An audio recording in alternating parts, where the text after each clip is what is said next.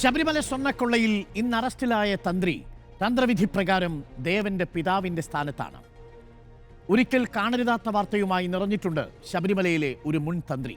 ഇപ്പോഴിതാ അയ്യന്റെ ശ്രീകോവിലിലെ കട്ടളപ്പാളിയിലെ സ്വർണം കവർന്ന കേസിൽ അറസ്റ്റ് ചെയ്യപ്പെട്ടിരിക്കുന്നു ദേവന്റെ പിതൃസ്ഥാനത്ത് നിൽക്കുന്ന അന്നത്തെ കാലത്തെ തന്ത്രി രാജീവ് കണ്ഠരൻ. താഴ്മൺ തന്ത്രി കുടുംബത്തിലെ പ്രമുഖൻ തന്നെ സ്വർണ്ണക്കൊള്ളയിൽ അഴിക്കുള്ളിലാകുമ്പോൾ ചോദ്യങ്ങൾ പലതാണ്. തെരഞ്ഞെടുപ്പ് കാലത്തേക്ക് UDF കരുതിയ പ്രചരണായുധം കയ്യിലിരുന്ന് പൊട്ടിയോ? ദൈവതുല്യനായ ആളിലേക്ക് അന്വേഷണം എത്തുമെന്ന് പറഞ്ഞപ്പോൾ അത് കടകംപള്ളിയാണെന്ന് പറഞ്ഞവർക്ക് ദൈവതുല്യനായ ദേവന്റെ പിതൃസ്ഥാനത്തിരിക്കുന്ന രാജീവ് കണ്ഠരരുടെ അറസ്റ്റ് മോഹഭംഗമുണ്ടാക്കുന്നുണ്ടോ?